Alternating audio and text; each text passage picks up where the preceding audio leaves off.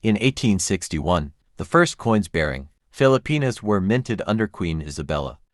These coins were denominated in centimos and pesos. The 1980s. The Philippines was under martial law and dictatorship led by President Marcos. The country faced serious economic challenges. Foreign debt was increasing, inflation was high, and public dissent was rising. In this era of economic instability and political unrest, coins were redesigned and released to promote nationalism and reinforce the government's image. The Two Piso coin of 1985 belongs to the Flora and Fauna coin series issued from 1983 to 1994. This series aimed to highlight the natural treasures of the Philippines, its unique plant and animal life, while also depicting national heroes. The series was launched as a response to criticisms about earlier coin designs that lacked Filipino cultural identity. It was also an attempt to instill patriotism in a time of political unease. The coin features the portrait of Andres Bonifacio, the leader of the Katipunan and one of the most important figures in the Philippine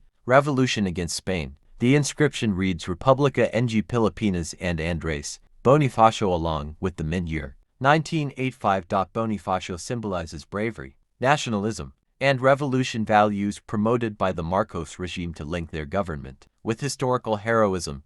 Displays the image of the Philippine eagle Pithecophagou Jeffrey, known locally as the Haribon or Herring Ibon King of birds.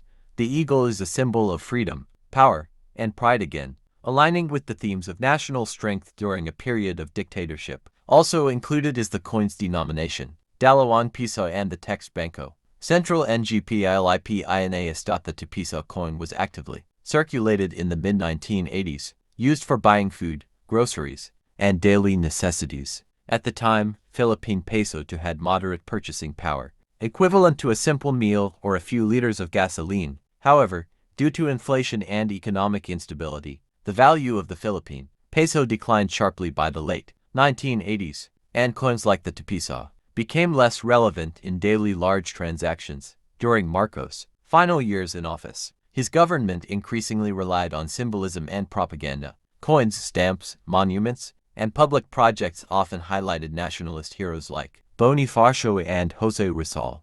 By putting Bonifacio on a coin, the regime linked itself to revolutionary ideals. Even though public unrest against Marcos was growing, in reality, the economic situation was deteriorating, and 1985 marked one of the last years before the People Power Revolution of 1986, which would overthrow Marcos. In the 1990s, the Banco Central ng Pilipinas (BSP) modernized the currency system. The Flora and Fauna series, including the 1985 Two Piso, was gradually demonetized. Today, this coin is no longer legal tender but has significant collector value, especially in uncirculated or mint condition. Rare coins, for example, double strike, off-center wrong planchet, may fetch higher prices, especially from international collectors. This coin is more than currency, it's a time capsule of the Philippines. 1985 was a turning point in Philippine history. The country was struggling under the weight of massive foreign debt, a weakening peso, and widespread poverty. Inflation was rising, and unemployment rates were high. By this time, the Marcos regime had borrowed billions of dollars from international lenders like the IMF and World Bank. The public debt stood at around $26 billion, and servicing this debt drained the country's finances. The peso had devalued significantly from Philippine peso 3.90 to nearly Philippine peso 20 per US dollar in just over a decade. Amid this financial chaos, the Banco Central ng Pilipinas (BSP) still tried to keep coinage stable by releasing more durable coins like the Two Piso.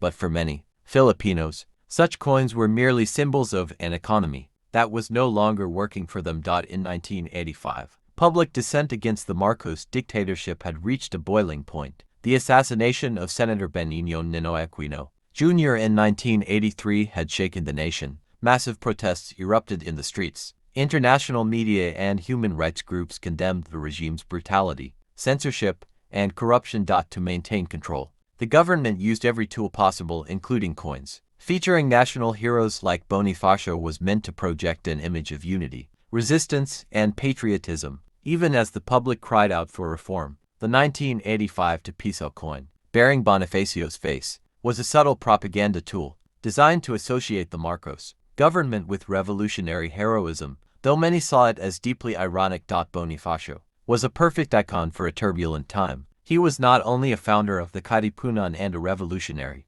but also a symbol of struggle against colonial oppression. By using Bonifacio's image, the government hoped to associate its regime with patriotic resistance, even though many saw Marcos as the very type of tyrant that Bonifacio fought against. This made the coin a politically charged item, and in hindsight, a symbol of the contradictions of the Marcos era. On the reverse side of the 1985 Two Piso coin is the Philippine eagle, one of the rarest and most powerful birds in the world. By 1985, the eagle was already critically endangered due to deforestation and habitat loss, an issue that was largely ignored by the government at the time. Including the eagle on the coin served two purposes: to inspire national pride by highlighting a unique species found only in the Philippines, environmental degradation under Marcos' logging policies, which had allowed massive deforestation for political allies and cronies. So while the eagle represented majesty and strength, it also quietly told the story of a vanishing ecosystem, overlooked during an era of corruption and neglect. The 1985 Two Piso coin was large and heavy, 14.6 grams, 31 millimeters in diameter, reflecting its intended importance and value in everyday trade. But ironically, while the coin was big, its real-world purchasing power was shrinking. The Filipino people were experiencing economic hardship. By 1985, the Philippines had endured 2 decades under Ferdinand Marcos, who declared martial law in 1972 and ruled with an iron fist. The economy, once considered one of the strongest in Southeast Asia, had collapsed under the weight of cronyism, nepotism, and widespread corruption. The Marcos government borrowed heavily from foreign banks, enriching a small elite while poverty grew. Many government projects were over-budgeted and underutilized, with billions of pesos lost to ghost infrastructure and kickbacks. The currency system, including the coins, was managed by the Central Bank of the Philippines, but under tight control and political influence from Malacagang Palace. In this climate, the 1985 Two Piso coin was more than just money. It was part of a state-controlled narrative. Coins were designed not just to circulate, but to reflect and reinforce state ideals. The image of Bonifacio, the revolutionary who died fighting for freedom, was meant to project strength and legitimacy.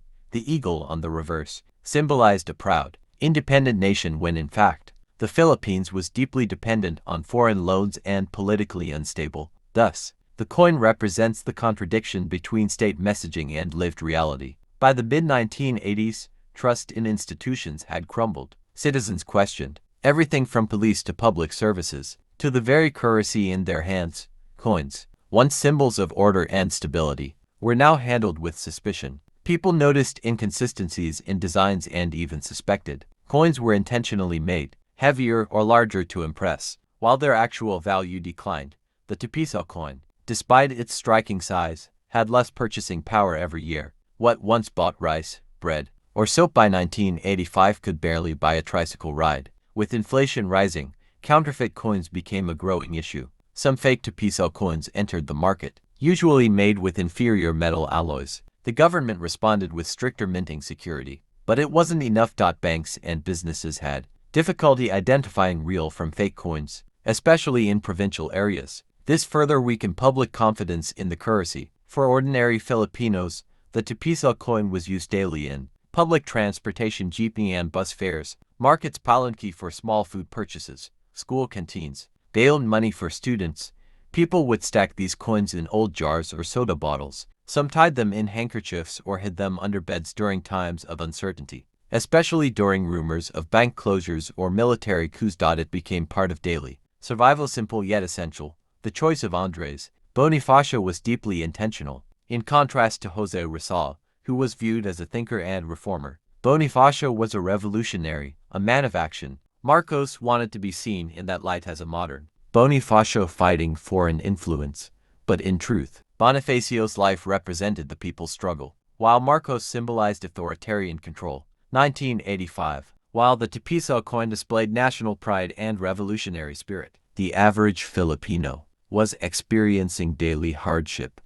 Farmers were suffering due to low prices for palay, unmilled rice, coconut, and sugar, main export crops. Urban poor in Metro Manila, Cebu, and Davao were facing rising food costs and stagnant wages. Many families had overseas relatives who had to work abroad as OFWs to send remittances. Since local work was scarce, the Two Piso coin passed through the calloused hands of workers, jeepney drivers, vendors, and students, but its beauty on the surface never reflected their pain. It was a coin that masked a broken economy. The Central Bank of the Philippines, CBP, during the Marcos era was not fully independent. It often followed the fiscal and political direction of Malacagang, while the official role of the CBP was to maintain currency stability. Under the dictatorship, it had to fund massive infrastructure projects, like the Bataan nuclear power plant, regardless of feasibility. Print and mint coins and notes as part of the regime's propaganda machinery. Issue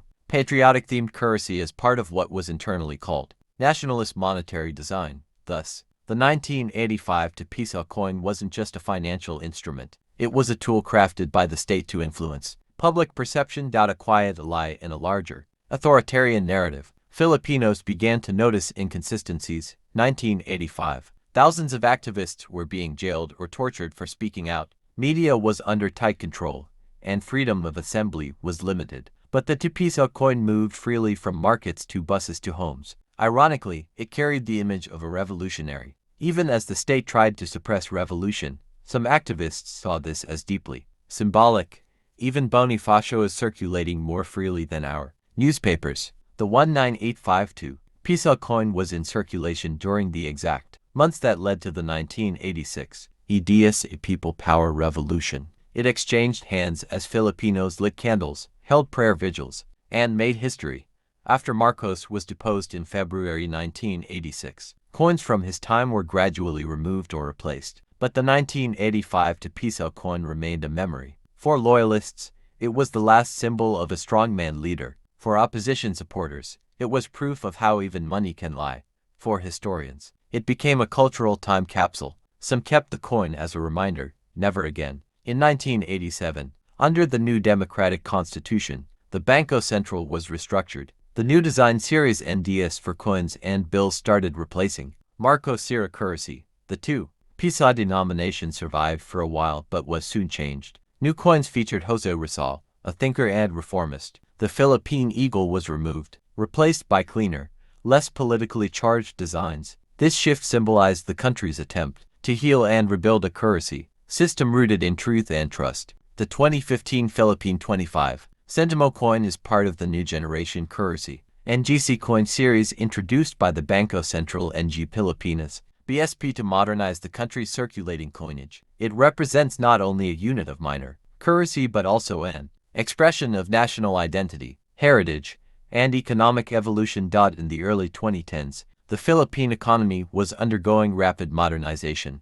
with strong GDP growth and increased infrastructure spending. The BSP recognized the need for a more secure, durable, and visually distinctive coin series to meet the demands of a growing economy and combat counterfeiting. The 25 Sentimo coin of 2015 was introduced. Under this effort, the BSP launched the new generation currency NGC coin series in December 2014. The aim was to improve security features, align design with national symbols, and update metallic composition. The 25 Sentimo was among the lowest denominations, circulated in 2015, and used for everyday transactions. The obverse bears the inscription, Republica NG Pilipinas, affirming its official national identity. It prominently features the stylized Catman flower de Linea Philippinensis, a native Philippine flowering tree found mainly in Luzon.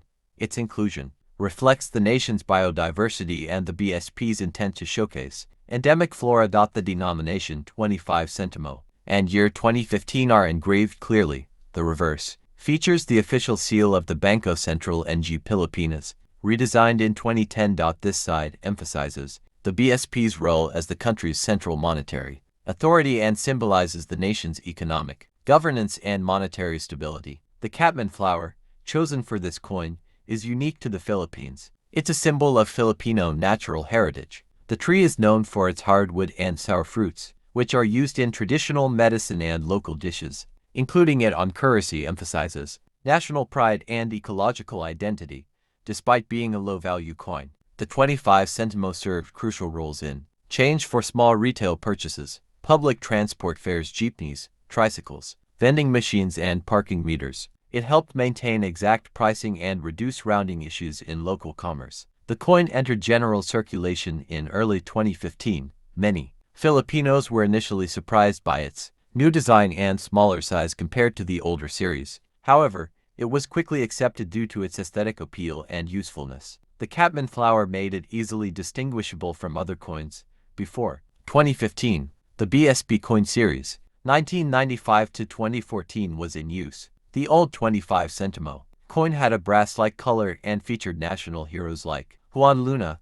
The shift to a flower design marked a transition from honoring individual figures to showcasing natural and national symbols. The 2015 25 Sentimo coins were minted by the BSP Security Plant Complex. Modern minting techniques ensured high precision, consistent quality, and cost-effective production. The 25 centavos or centimo became an essential part of daily commerce during the American colonial period and post-independence years. It helped price smaller items like food, fare, and goods in a newly forming national economy. The 2015 version continues this legacy but reflects modern priorities. The material of the 25 Sentimo has evolved. Pre-World War II versions were often made from bronze or silver alloys. By the 1970s-1990s, aluminum bronze became common. In 2015, nickel-plated steel was chosen for its durability, cost efficiency, and resistance to corrosion, especially in a tropical climate like the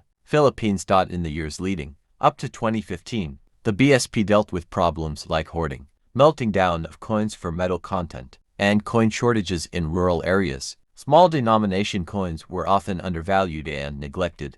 The NGC Coin Series aimed to correct this. The 2015 25 Sentimo coin helped stabilize the coin supply and ensured smooth transactions in public transport and retail. Older Philippine coins were often subject to mimicry and modification due to their metallic composition. Some people would tamper with coins or use them in arcade tokens and machines. To counter this, the 2015 25 Sentimo coin was made thinner and lighter with standardized shapes and reeded edges, making it harder to fake or misuse. The BSP took a more eco-friendly approach during this redesign. Instead of using expensive metals or unnecessary packaging, the coin was minted with recyclable metals and more efficient minting techniques, reducing waste and cost. Today, the 25 Sentimo is not often used in urban centers due to inflation. Many store owners and vendors no longer accept it in bulk. Yet, ironically, this decline in practical use has made the coin more symbolic and collectible, especially among educators, students, and collectors. Before 2015, coins often depicted Filipino heroes and historical figures. For example, Juan Luna and Francisco Baltasar were commonly featured. However, in 2015, BSP shifted focus toward Filipino flora and fauna to promote natural heritage. This was controversial to some, but many appreciated this shift as a way to reconnect Filipinos with their environment and local identity. The inclusion of the Catman flower, unique to the Philippines, was a statement. This is who we are. It for unity and objectivity in design. Upon release, some Filipinos were confused by the similar sizes and colors of the NGC coins. The 25 Sentimo looked similar to the 1 peso at first glance. This caused minor issues in payments, which the BSP later addressed by public education campaigns and coin design refinements. From 2015 to around 2018, the old 25 Sentimo yellow brass version still circulated alongside the new silver-colored coin. This dual system created confusion, but eventually, the older coins were phased out. The story of the 25 Sentimo reflects global currency trends. Low-value coins losing real-world buying power. The 25 Sentimo coin may seem insignificant today, but historically, small denominations like this played a key role in financial inclusion. They allowed even the poorest Filipinos to participate in the cash economy. From street food vendors to jeepney drivers, these coins kept daily life moving.